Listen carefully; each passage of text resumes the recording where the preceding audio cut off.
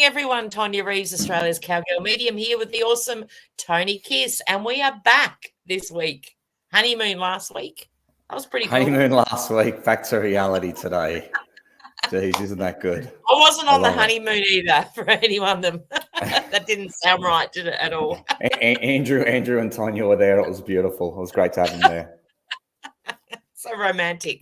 I know. I got my much-needed coffee this morning, which is great. How are you, Tonia? I was going to say I had an absolute blast with you guys the other day, and it was really nice. Hello, Rachel. How are you? Congratulations to you too. Thank you very much.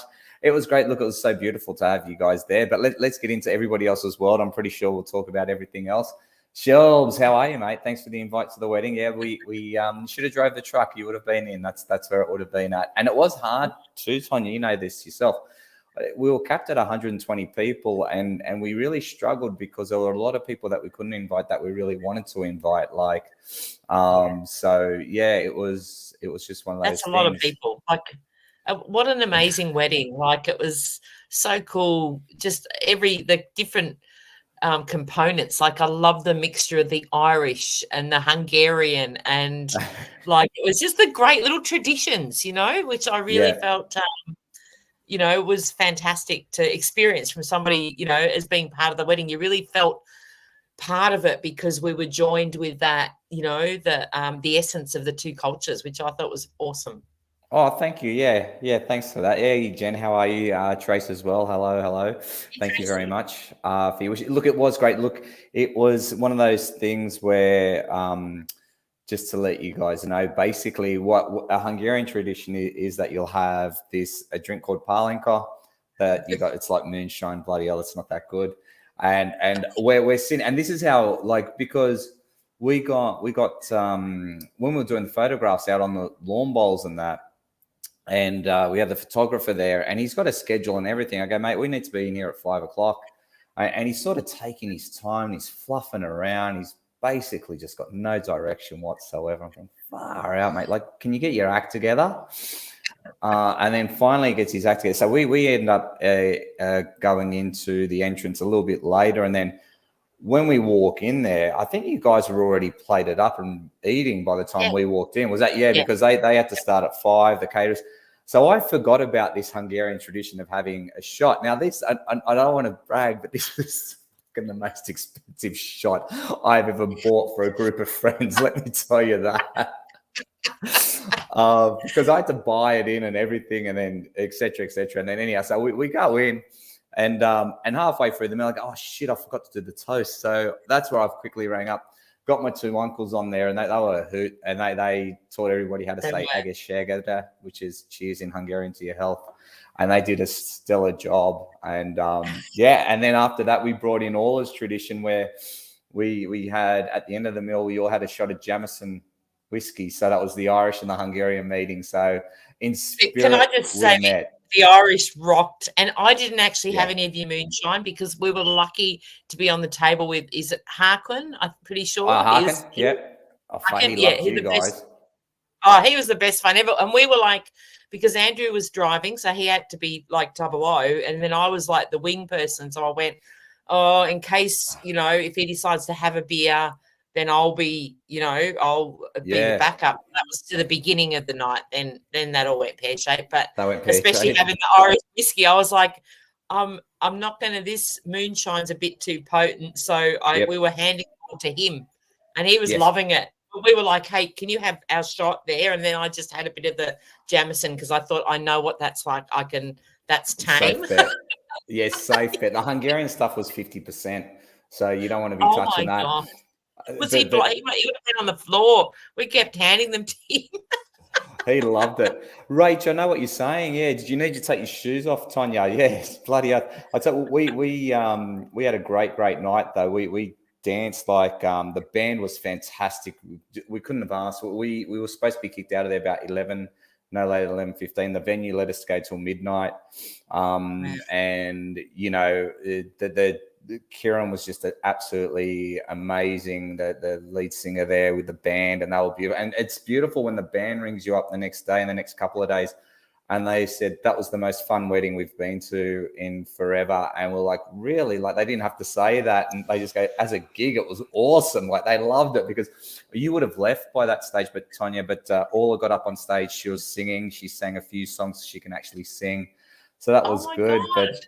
But they tried to get me up on stage, and that was hilarious. But Rachel, you go, 120 people, Rach. If I ever get married, I think I'd try to get 100. Do you know what it is, Rach? I think because now I'm 50, you accumulate a lot more friends along the way and relatives. The family grows, like they have kids and all that kind of stuff. So that, in my 20s, I would have been questioning it, but you get a little bit older and things do. But it was great to have you. We got some great shots of the truck with us in front of it, so we'll send them through to you. Excellent. And Andrew. So thank you so much for that. That was beautiful. Loved it. No, that was fun. And we had fun. See, we had to leave a bit earlier because Andrew wasn't sure. He just had some things hooked up in the truck for the electronics, so he was a bit like, I'm a bit nervous about the lights. So we're going out of the main part of Sydney with no tail lights. Oh no. Okay, yeah, that's pretty. So, but we had brake lights and we had indicators, and it was an adventure, Tony. And I was just laughing. I know, if you own old stuff, like whether it's cars, trucks, whatever, there's always something that doesn't quite work. Like it's that's right.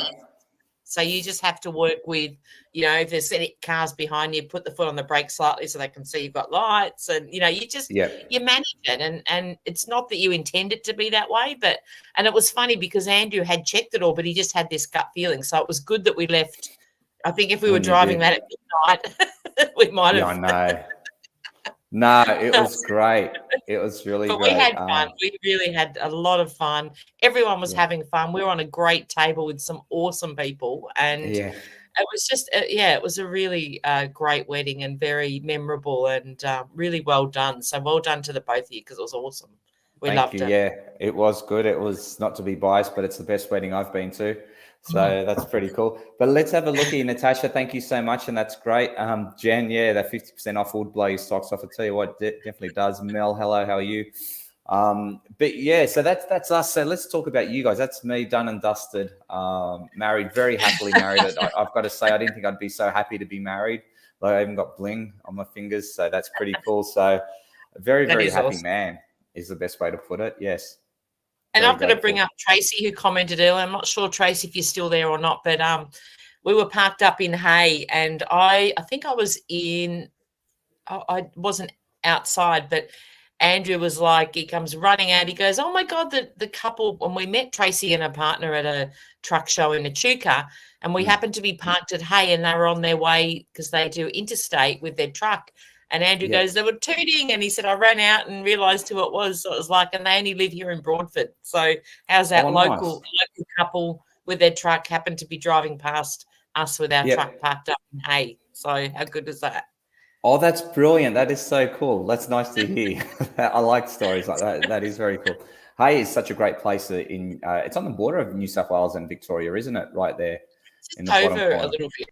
We had a pretty profound connection, actually. It was, I didn't realise Hay's up there with the highest rate of suicide in New South Wales. Hay is in the top 10. So these are, things that I'm learning as I'm, you travel around and you get to meet people. And the show that I had there was absolutely, off the charts in connections and so many suicides. And it was just like, I couldn't help but be totally moved with the connections that we had on Saturday night. It was crazy. Let's talk about that. Are we allowed to talk about that on air? Because that's we've just got to more or less advocate that I suppose if anyone's having trouble, they can call Lifeline and stuff. But I did think of you, Tony, because a lot of those numbers are males as well. But I learned a lot. I did learn a lot. And for those that sorry,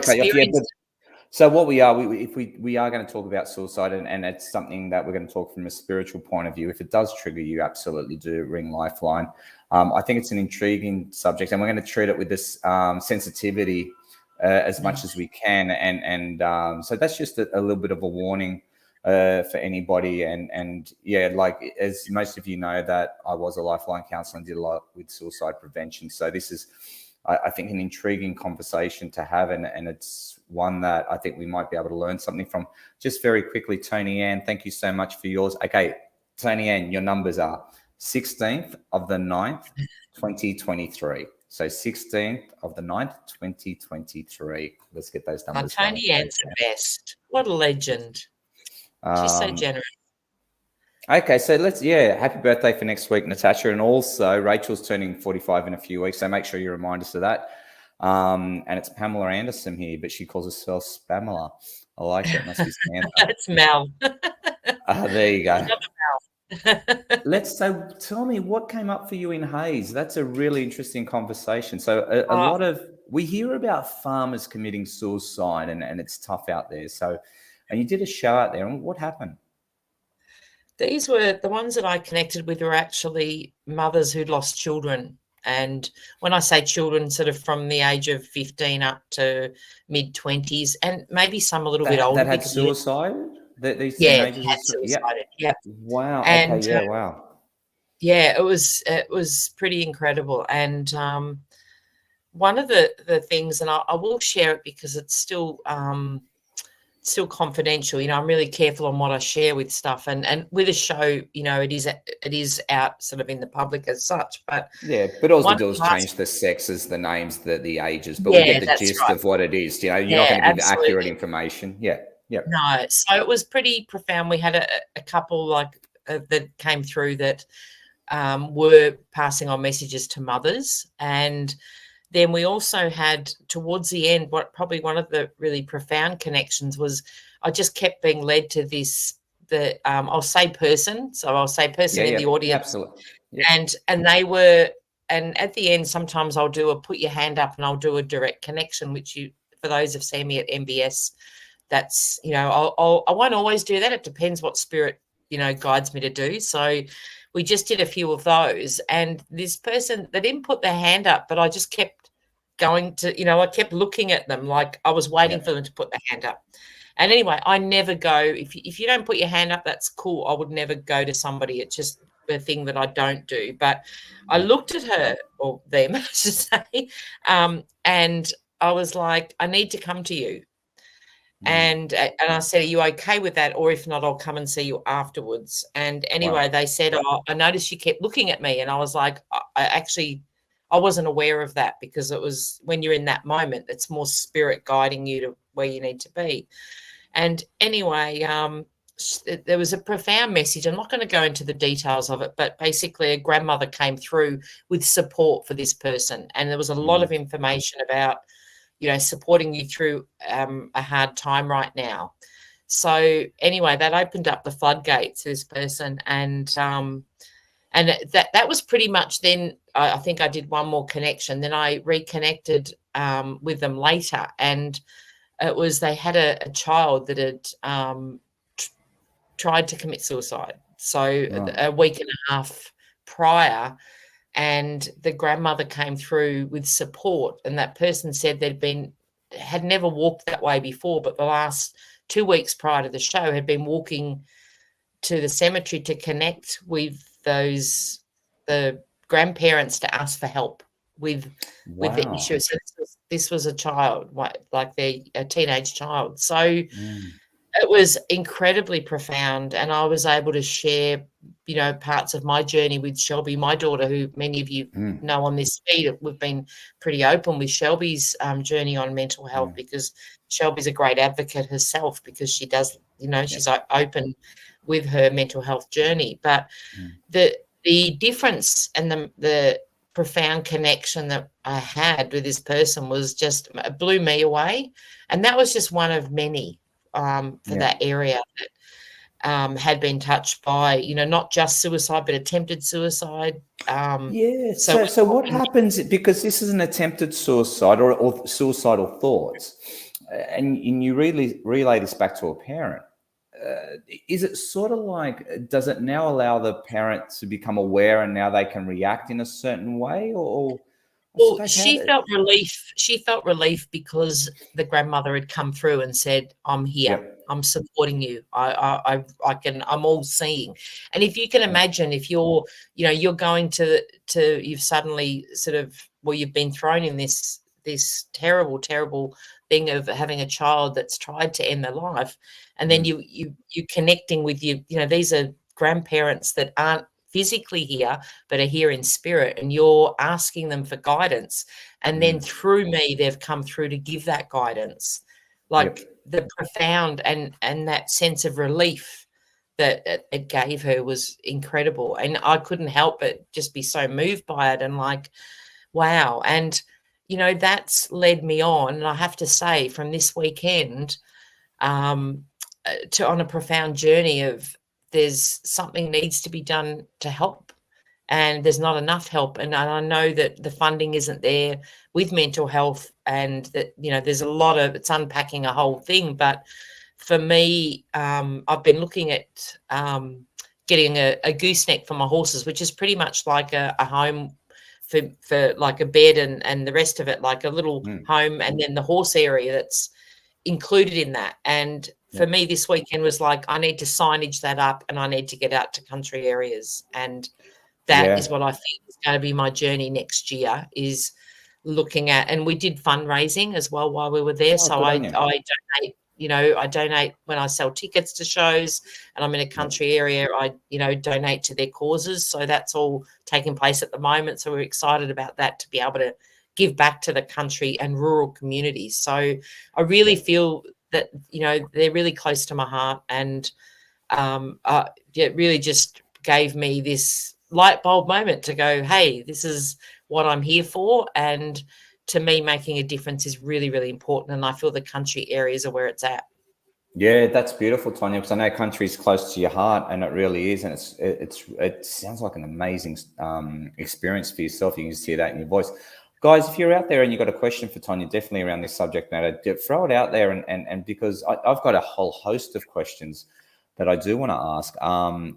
Look, even Rachel says it's so fitting for you. You are Cowgirl medium. Absolutely. It's very fitting. I can really see you doing a road show like this, going out there and doing one, I remember going through Darwin, Adelaide to Darwin once on a cycling tour. And there's a whole lot of little country towns. And I was with a journalist, Mike Tomlaris, and we were going to create our own show called Shit Towns of Australia, because shit towns. But they're cute and they're gorgeous. And I mean, there's so many of them that are neglected, is what I'm trying to say in the most professional, profound manner that I can. I'm trying to recover on this. Tonia Ann, thank you for this, by the way. Tony's marriage energy, very sensual and heartfelt connection, and a yearning to explore and travel and live in the moment. What a wonderful vibe and theme for your marriage. Thank you so much, Tonia Ann, for that. I really appreciate that.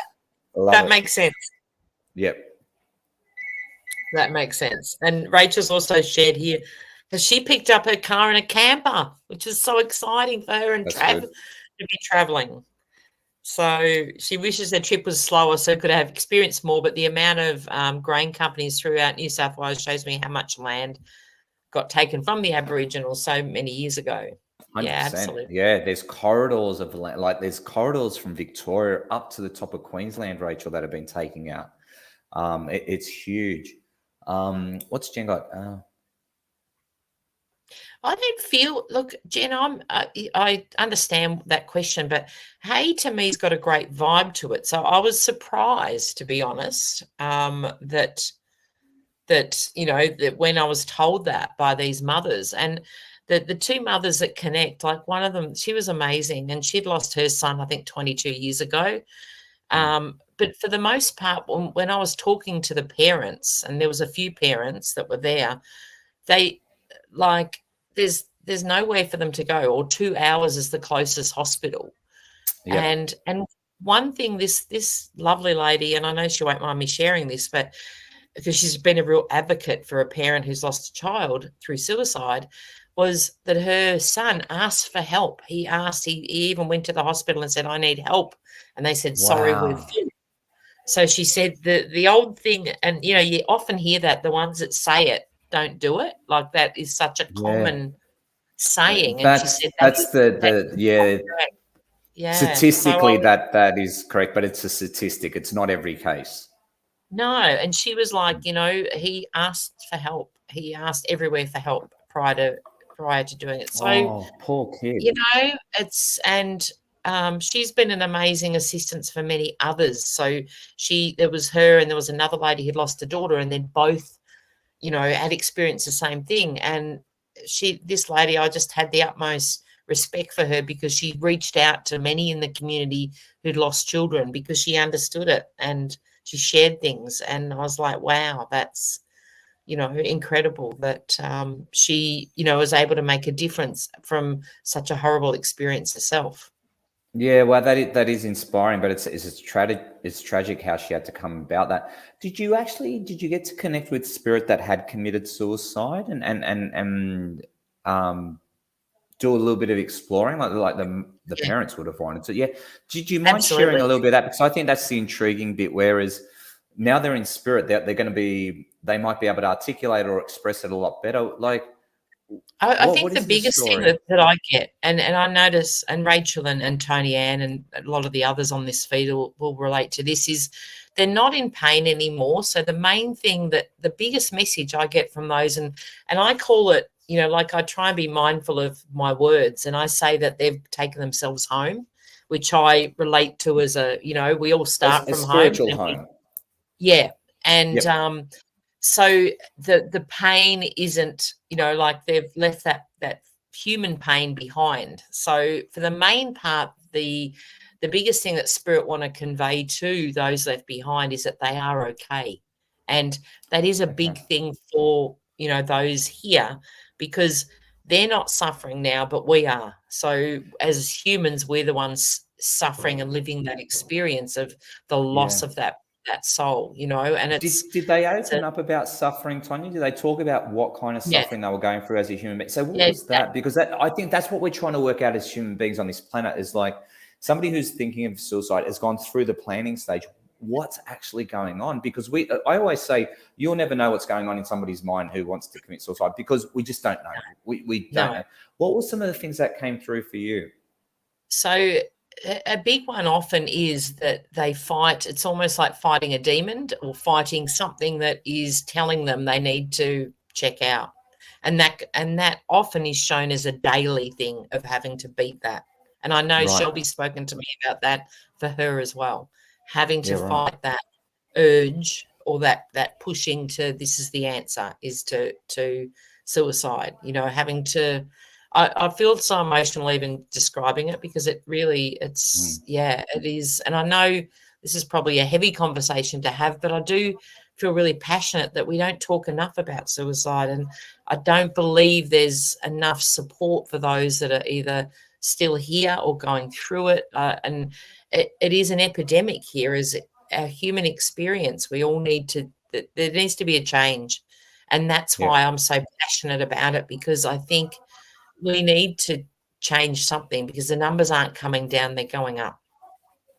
Yeah, And look, and that's an interesting. But is it almost they are going up, and we're getting more. I think we're getting more open about our statistics, is what we're getting. I think it's always been around. It's just that we're more open about those stats.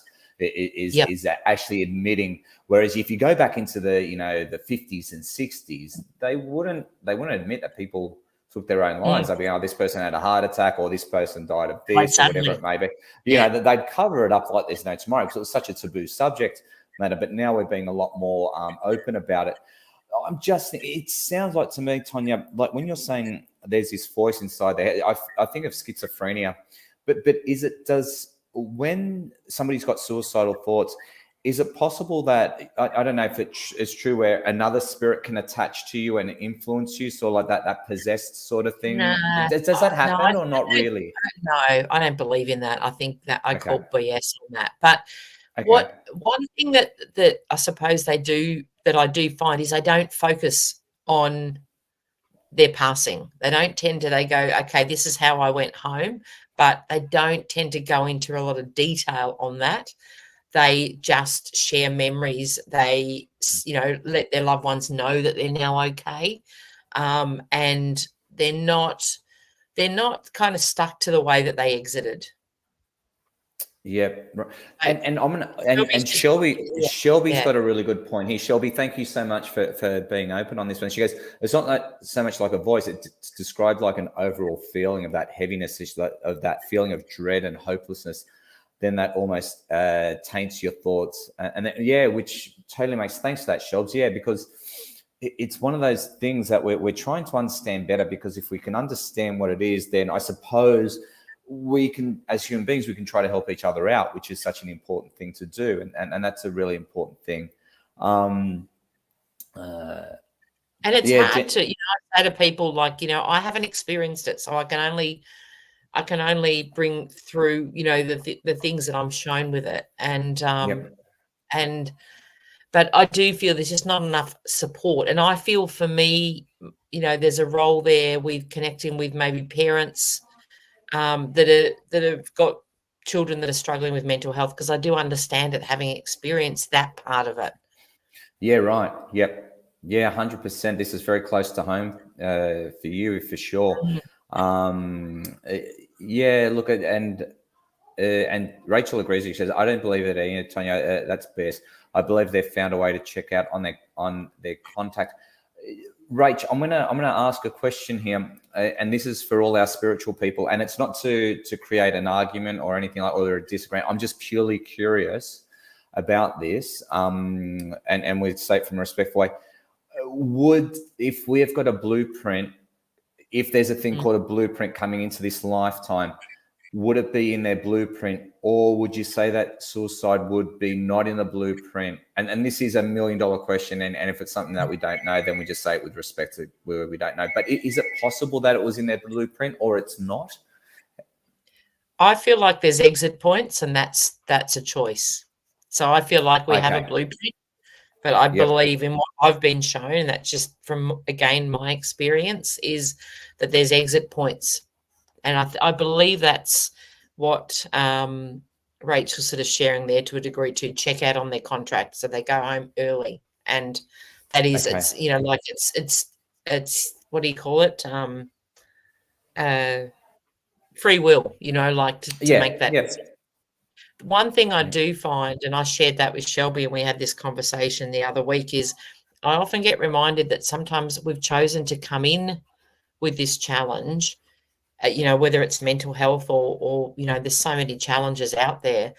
And I do feel sometimes if we don't fully try, like, it's not to that anyone who's decided to go home that makes them any less or whatever, but we want to try and overcome what we can in this lifetime. Otherwise, I do get shown we come back with the same, if not more, next time. So it's like we're here for lessons. And if you look at that, and I strongly get shown that with spirit, that it's a little bit like, we want to learn those lessons so we don't have to come back and learn them. Yeah, right. And you'll often hear people at the end of life say that. Like, I know my mum said that. She's like, I'm not coming back to learn this lesson. Right? It was like, you said that a lot. And I've heard that so many times. And I'm like, that's when I've checked in with spirit and gone, wow, this is, so it's like we come into that knowing of going, I don't want to come back and learn that. If I'm making the same mistakes in this lifetime, or I'm not learning the lessons that I believe we've come in and we've made a choice to learn some lessons. And I don't fully know why or what that is about, but I do find that something that comes up a lot is we're here to learn those lessons, and if we can learn them in this lifetime, we're not coming back to learn them. It's funny that your mum said that, because my mum used to say the same thing as well. It's quite funny. Like, so where did that come from? And that's what I say to people. Like, people go, oh, that sounds like bullshit. I said, well, why are so many people saying it? They're not all people that know each other, but they're right. Good old Mel agrees with you. Everybody's great. Look, guys, there's some great comments. Keep the comments coming through. Nick, I like the one that you've got here, and it backs up with others saying, they go, when you hit rock bottom, keep everything inside you, and you feel as there's no way out. It's all the emotions you suppress that you no longer feel and think, you just feel heavy, and it's just that burden of everything. I suppose if it's, and this is where your motivation, and I think all of us are coming from, And Rachel, you said it really well. Tonia and Tony and everybody saying, yep, there are exit points, let's say, in your thing. But the whole thing is, I think what motivates us is to say, hey, let's not make that mistake, or let's not take that early exit point, because you might have to repeat a lifetime and do it again. And I think that's the whole thing about it, is how do we help out others so we can help them push through the hard times and get there and look for happiness. With these people, I suppose one of the things that when I look at suicide is one of the last points is isolation, that people really isolate themselves. With the people that you spoke to that did pass away when they were in spirit, was there a theme of isolation where they had nobody else, where they were trapped inside, as Nick says, and as Shelby says? Was there a common theme there, or were they like life of the party? Was everything grand on the outside? No, they can totally be varied. Like some of them, larger than life, and then some of them more like quieter. Like their personality seems to not. There's no kind of common thread there, but with a lot of them, there is that acknowledgement of the struggle, that they had in life, and there doesn't always need to even be trauma attached to that. So I think if we look at it sometimes and go, well, okay, if a brain's not functioning right, like it's no different to having a heart that doesn't function right. Like, there's so much to it, I suppose, and you do, like they often a real common one, if I look at the common ones that I get when I'm doing whether it's a show or a personal reading, is, wow, I didn't realize so many people cared, and there were so many people at my funerals. Another one, they come out and go, wow, I didn't realize. Is that what they said? They never realized how many people cared. Yes. So that's a very, and again, that's when you're connecting with a lot, you start to see a common thread. And that is one common thread that I find, is they go, wow, I didn't realize. And there often is, they'll come through with this, they'll show me like the heaviness of having hurt their loved ones. Like they didn't do it to. Tell me about that. That's an interesting one, Ton. Well, they have regret in spirit. I'm just grabbing a pen. Don't think I'm being rude, because I've got to write some of this stuff down. This is absolutely brilliant.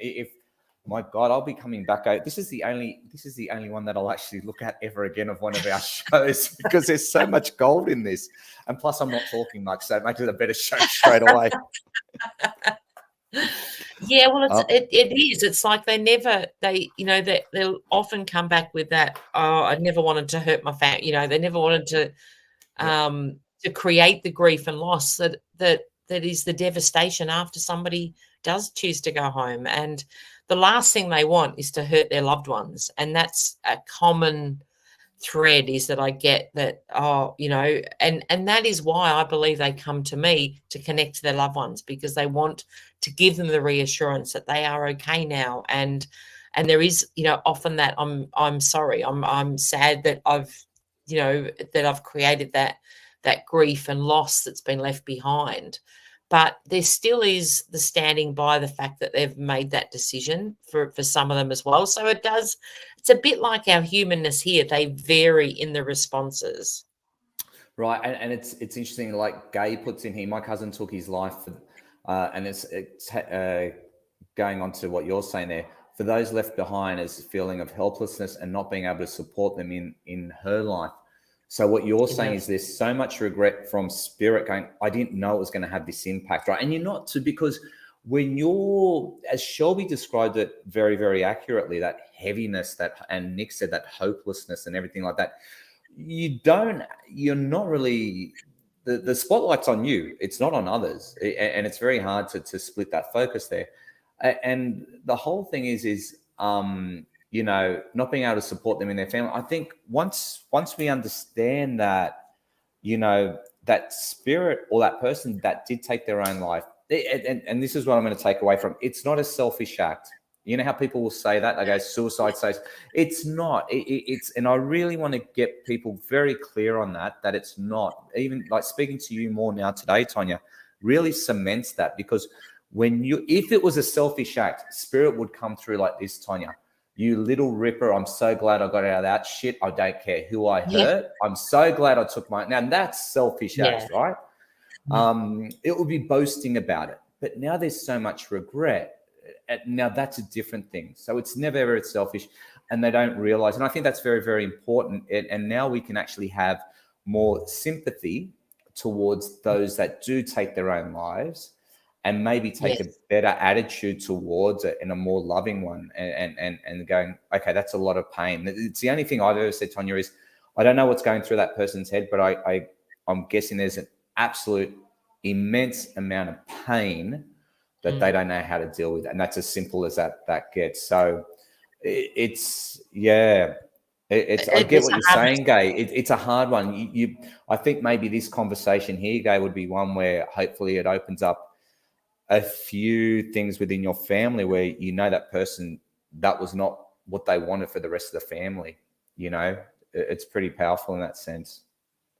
And I love, like Tony Ann's put that, I've found that the regret is at hurting the family, not at what they did. Absolutely. It's and that is it is the focus on those left behind, and they want to give them reassurance. And I think as a medium, that's our role, is to, give the evidence to say they're still around. They're still all seeing. Like when I connected for the one of the mums that lost a child, they were saying, "Oh, mum did this," and the mum started laughing. She goes, "Yeah, I can't remember what it was, but something they'd done the week before." I said, "They're telling me you're doing this," and they started laughing because it was like, yes, I can't remember. No, I think it was broken nail or something really stupid, but it was relevant to them, right? I go, they just said, "You've just broken a nail," and they're laughing about it. And this mum started laughing, and she goes, "Yeah, I did." She said, "Last week I broke a nail." I was like, damn it. But, they're just little things that they bring through to say, I'm still here. Like, I'm not, and that's what I think as humans, in this human experience, we need to remember that it's like they're in another room. They're not, and I think that's a reminder. And I love what Tony Ann shared here as well. If you love someone, tell them and let them know often. And this is what I feel needs to change. If we look at the fact that with suicide, they do feel isolated and on their own and going through this, even if they do have people around them, what can we change as a species to start to extend more than just how are you? Yeah, exactly. I think it's a very, very good question. I mean, I did that interview the other day with New South Wales Health on Are You OK Day, and the question was, how do we expand on it? About that. Yeah. Yeah. And it's and I think it's making it a daily or a weekly check-in where you actually put specific time aside and check in. But look, if I look at the guys at W Now, the men's mental health group that I hang out with on every Wednesday morning, it's about holding space and for others, whether you talk or not. But I think just by having that committing to one day a week to a group or a friend or something like that. And it's very hard to come in onto those groups because, you don't know anybody. And there was a guy, Sam, who came in for the first time yesterday, and he didn't know what he was getting into. But all we know is there was you don't walk into a men's mental health group because you're bored shitless and you think you want to make some new friends, right? Yeah. We know that as a fact. So the whole thing was like, and I spoke to him. I go, look, man, this is really cool. Your first one's always the hardest. You don't know anybody. You don't know what the hell to experience. But he came away with so much gratitude. Like we don't know what his problems are or what his hurt is or his heartache. But he was just so thankful. So my thought is like, how do you open that space up? It's just you have to, as an individual, and this is what I was saying the other day. It sounds very prescriptive. You have to do this. I sound like my mother for a change. Yeah. What you should consider is committing every week at least 30 minutes to 40 minutes where you actually do reflect upon your own emotions and do a check-in once a week. It's the same as your physical health, is to really get in there and find a group or find somebody that you can check in. Shelby, I love the one that you just shared. It's to me, I can't stop reading this, and it's one that I'm going to share with a lot of people, where it goes, Shelby herself in a dark places went like this. I have a great phrase that helped me, and it still does. Kill yourself by reinventing yourself. So basically, instead of taking your own life, reinvent your whole life. live the life that you want to live, or just try a big change. Shelbs, that is, my God, that to me is brilliant. Absolutely brilliant. I just think I am going to share that with a lot of people. So thank you. And I think it's a beautiful one that you use. Look, if I got tattoos, Shelbs, which I don't, because look, this is the only thing I've committed to is marriage. That's pretty much it. A tattoo, I reckon I'd want to change every 3 months, Shelbs. But if I was a tattoo person, I'd basically get that tattooed on me because I think it's so profound and such an important reminder. I love it. Yeah, absolutely. Brilliant. And Nick shares here too on the share as well. Yeah, thanks, Shelbs, because it is important that we get the feedback from those that are experiencing it, because if we haven't experienced it, we don't have an understanding of it. And that's what I often find when I'm doing shows, and I'm like, when I'm connecting with these mums that have lost a child, I'm like, oh my goodness, I can only imagine. Like, it's like you couldn't understand until that's happened to you. But to be burying a child, I think would be just one of the worst experiences ever for anyone. And I just can't imagine that. Can I just ask quickly before we get on to next? As a parent, let's say with the parents that you spoke to that experienced a teenager or a child committing suicide, how much guilt was there with that mother or that father that had a child that suicide, thinking that they didn't do enough or they should have done more? Was there a whole lot of that stuff as well? 100%. Well, you look at it as parents, we suffer guilt at the smallest of things. We feel guilty because the kids are going through anything. We really take it on board. So 100% you would, like that there is that. And that's even that lovely lady that I spoke to, that son took himself home 22 years ago. She said, I wish I had of, like she was there to support him. But he was with his dad at that time, and and you couldn't help but not go, oh, what if I had just rocked up there? Or there'd always be that what if. I reckon. Like, I don't think you'd ever, no matter how much you would people would try and convince you, I think there would always be that part of holding on to some form of, I wish I had have done something different. Do you think there was a healing aspect for you to go out to Hayes, in the sense where if a mum and dad could connect with you, and once they understood that, their child had regret on how much they've hurt their parents by doing this, do you think there's a bit of a healing aspect there for the parents? Because that's quite important too. Yeah, 100%. Absolutely. Yeah. And it just awakens something within me to go, like, I've always been one, I love to make a difference, and I feel that it's important to me to make a difference. And I have of late been feeling that with my work. Is I love doing readings and connecting for people, but the most profound ones are where there's that healing and not just about somebody wanting to know their future.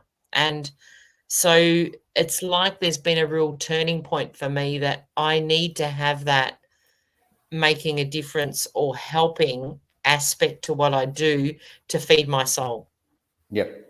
Yeah, absolutely. So I like that, Tonia. It really resonates. You can tell it resonates with you strongly. And I'm like, geez, how do we support you doing that? Because I think it's such a great calling. I think you've got the skills for it. You've got the knack for it. You've got the heart for it.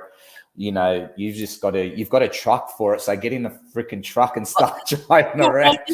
Exactly. Because, wait, is Andrew pretty much retired now? Did you guys get just a very side concept? Have you sold up or? He's pretty much out of the machines, where he did get one for a while, and he said, advertise that I'm doing stuff. And I'd said to him, I'm not advertising because you won't be doing stuff.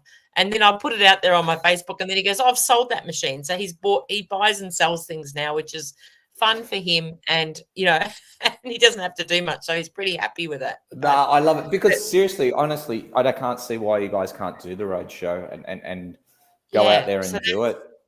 And I feel maybe the horses are part of that, because this gooseneck I'll have the ability to take a couple of horses with me as well. So I do feel they fit in the picture. And as we know, horses and healing is pretty profound. So I'm not sure how it looks at the moment. I have been looking into a not-for-profit, because I would love to be able to, I really want to be able to direct money to where it needs to go. And so whether I align with I'm thinking maybe to start with, I align with whether it's Dolly's Dream or one of the more well-known ones that I connect in with to spread the word to start with, and then see where it takes Yeah. me. Nice way of Is doing sort it. of thinking. Yeah. So Nick's comment, getting back to Nick. Sorry, Yeah, Nick. sorry, Nick. We sidetracked you, Nick. We were sidetracked. My personal experience, I never felt part of this world, no matter how much I showed outside myself. The further I felt separated from myself, always fighting to fit in side myself. The process for me, I came to a point where I had to make a choice to continue in this world, or I go and make the choice to stay. And I believe if I did not go within and find a way to heal myself by looking within, I would have taken my life after the loss of my sister. Wow. So that's massive, Nick. Like that is, and I know because I knew Nick's sister, and what an absolute legend. Like the loss of her, I can't imagine having to navigate Nick, because she was Nick's, like those two were just absolutely like soul connected, brother and sister. They were incredible together. And she just loved, like, I remember when I first met her, she was like, meet my brother, you have to connect with my brother. She was just so proud of her brother. And that's mainly who she would talk about, is Nick. And it was just beautiful to see. So I'm so glad you're still here, Nick, sharing your legacy, because you're an amazingly talented soul, and I know she'd be there egging you on, going, my brother, she'd be so proud of you. Exactly. Yeah, absolutely. And Nick, you know what? I think you actually you say something that a lot of us do feel on this planet is, I never felt like I'm a part of this world. I don't know where I fit in. Nick, that's such a common thing. We don't know where we fit in. I mean, like, we're always made to feel awkward and just weird, I suppose, about our own stuff. And I think, and you found your groove in this life, Nick, and you really have, with the spiritual path that you're taking, which is absolutely quite beautiful. And I always say this to clients, and so I go, you know what? Whatever your quirky stuff is, just get really comfortable with it, because that's your quirky stuff. And once you own it, then you'll find your groove. And it's like, it's a tough one. It's one of those things that, yeah, I'd say 90% of the people that I've ever dealt with always have this problem. They never know where they fit into this world. And I totally get it. And it's a common one, Nick. So thanks for sharing. I really like that. Yeah, I love that too. Thanks, Nick. It's so profound, and I think many can relate to that. Shelby's got another good one here. Shelby? Yep. Shelby's got some rippers today. I also think that when you've started to put the plan in motion for taking your life, there's a survival instinct that kicks in. I know for me, it was my subconscious. I tried to take my life a couple of years ago, and after the effects of the meds took over, I ended up in the front of Mum's room and asking to go to the hospital. I don't remember this, but there must have been the survival part of me that wanted to stick around. Wow. That's pretty cool. Isn't that funny? So, Shelby, what you're saying here is there is somewhere there's that internal tug of war. Yeah. So once and this is what I do like, Shelbs, this is what and thank you for sharing this one. This one's pretty cool. Because I used to be totally against psychiatric intervention, so psychiatric drugs and things like that. But the older and wiser I got, was I understood how important they are, because it gives you that moment of clarity. It sort of just lifts a little bit of the heaviness, and then that tug of war can come back in. And what you're saying is, you're going, okay, cool. I don't really want to do this, so I'm going to go to Mum's and then see what I can do. How do you take that? That's an interesting one for a mum to read. How does that impact you there, Tonia? Well, Shelby's been an amazing, it's hard to put into words, but the inspiration from Shelby and her, like, I've seen her at her lowest, and of course experiencing that was very traumatic as a mother, but her resilience, and as much as, she's been fighting this demon that is mental health, her actual standing up and going, "No, I need help," and taking herself to the hospital. And many times she'd say, "Mum, I need to go to the hospital." And every time I was blown away, going, here's a child not only dealing with mental health, but actually putting her hand up to say, I need help, whereas so many don't. And to me, I was just like, wow, this strong girl. Like, you know, I'm so proud of her because she just has, you know, over and over. And that wasn't her first suicide attempt. So, you know, she's been through a couple that, you know, could have been very close to, you know, being, is she going to survive and pull through?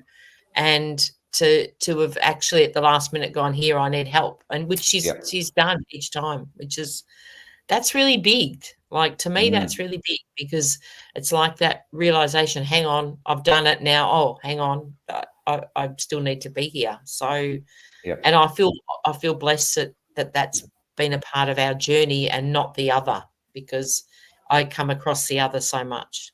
Yeah, interesting. It really is. And Shells, I love what you write down here. I wrote positive affirmations for Are You OK Day for everybody in the office. I thought it's pretty cool.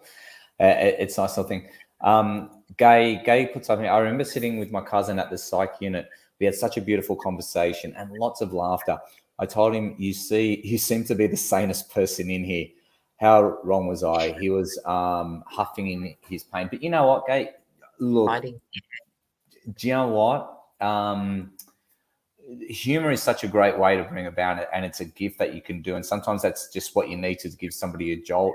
And you would have given him a really good, funny time, and it would have been beautiful. So, you know, don't forget it. Like everything that we've said today, guys, is like, we don't know how much pain they're in. We can't, like, you know, being a physical therapist, let's say if you're a physio or a massage therapist, when somebody gets a sprained wrist or a knocked up elbow or a bad shoulder, I can see how bad it is. I can feel how bad it is. But when somebody's in emotional pain, that can be masked so many different ways. And sometimes humor is a good way to get out of it. So you're never, emotions are really funny.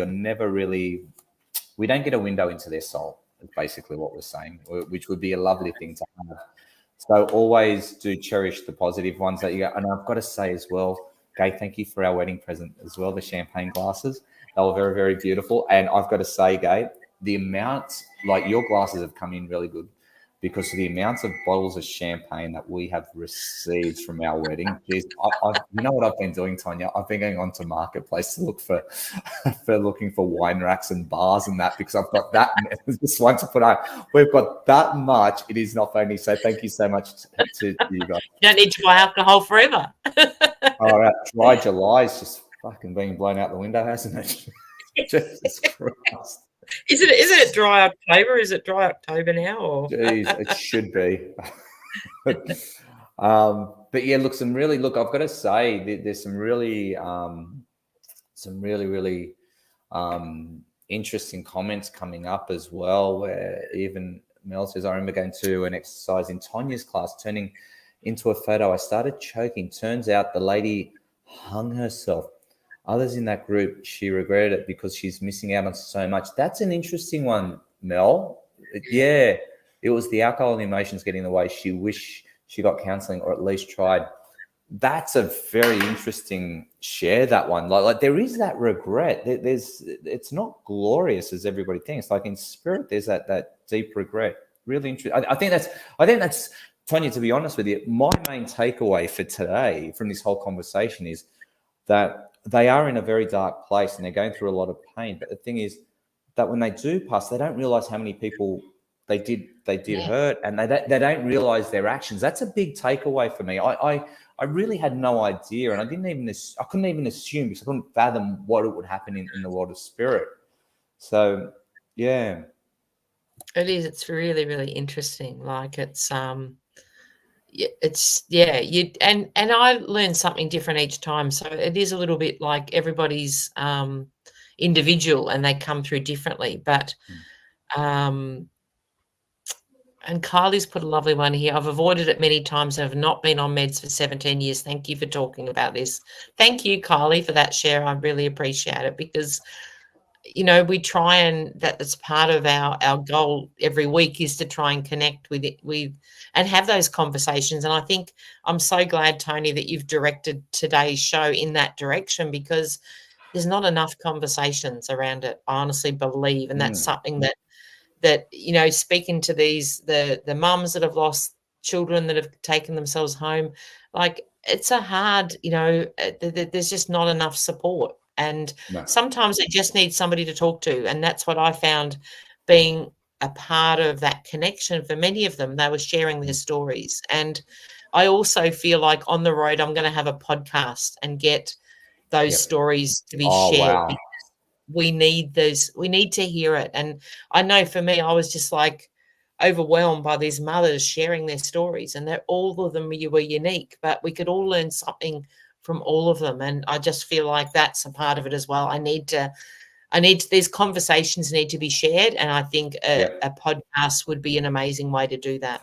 Look, exactly. Look, if we realise that, because we don't know who we're impacting when, we don't know what impact or influence we have on others people's lives. You don't know if you're at a cafe and you say hello to somebody and they just had thoughts of suicide, and you've just by saying hello and being nice, that you've actually thought this person has stopped for a minute and gone, oh shit, maybe life isn't that bad. Do you know? Yeah. You just don't know what it is. But I agree with you, Tonia. I think the awareness bit of it, I think talking it from a spiritual point of view is very beneficial, because it's starting to answer some questions that we've been asking for a long time. And a lot of people have theories, and a lot of people have, but they're only theories, they're not fact. So, and Nick says, once we tell our stories, we heal the world. Yeah, absolutely. And I think with a podcast like that is where you get people on board, and you have, mums and dads talking about their experiences, or you talk about people, that like Shelby, that have thought about it and how they've pulled out of it. I think it's pretty healing. I think it's really got to get done, because it's like this. If I had thoughts of suicide, then I'm thinking, oh, nobody cares, nobody loves me, it doesn't matter, I'm in a really dark place. I'll be in a much better place after it. And then I find out, hold on a second, just to let you know that there are a lot of people that will miss you. And then you'll have the worst thing is you'll have a lot of regret in spirit world by doing it. So it's up to you if you want to do it. I get it, but you will have a lot of regret. Now I'm starting to rethink that this is not the romantic idea that I thought it once was. Mm. That would be, I think that's a pretty important one.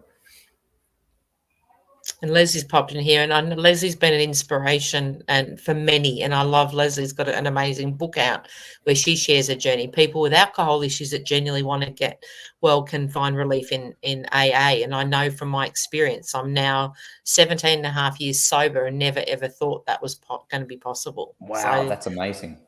That's so cool. And Kylie shared in here too, I've had a lifetime of chronic illness. So it's okay. So Kylie's also shared, I drive with my radio on until I can bring myself back.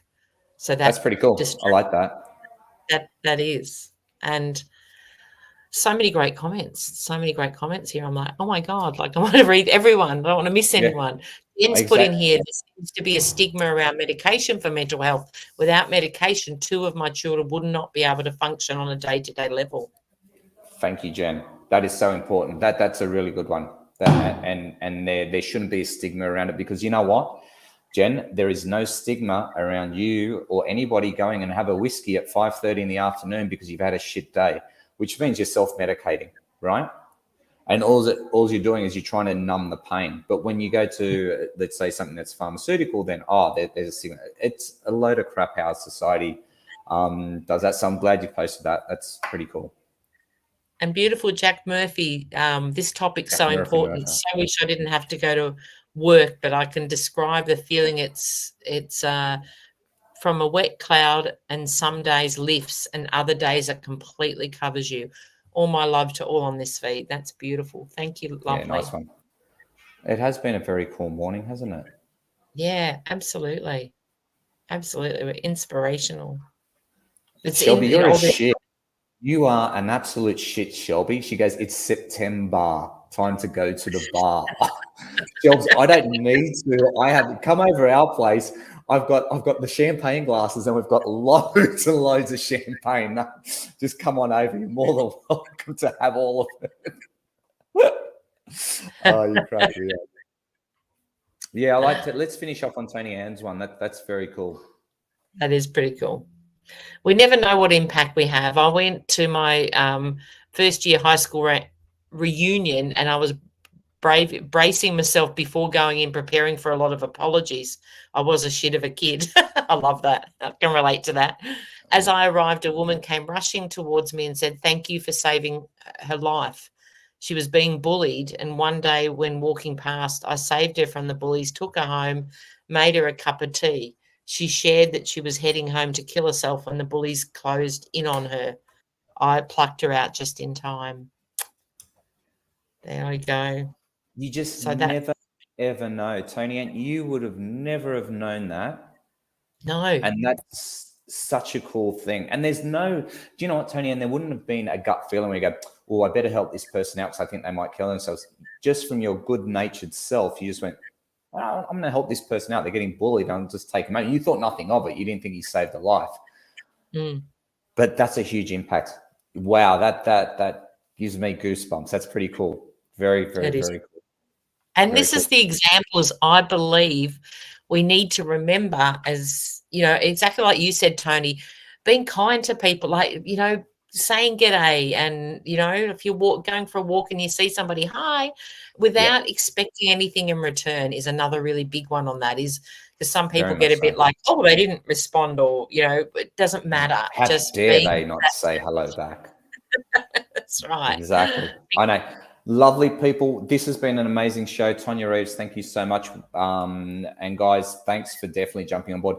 If this has triggered something for you, make sure you do reach out to Lifeline or something like that. Or if you've been impacted by suicide by a loved one and you would like to try to get in touch with them via spirit, get in touch with Tonia, because it sounds like it's really healing. It's a really nice process to go through. So either which way, and even if you have a country area that you know, I'm going to put it out there that, you know, like, I really want to connect with the country areas, and I need to be able to connect with people from those areas that are a mainstay to let people know that I'm coming in, but you know, ideally to help raise some money for the community as well. So that'll be 2024's goal. I like it. It's a good goal. All right, ladies and gents, thank you so much for being. Thanks, everyone. Thanks, Shelbs. Yay. Love to you all.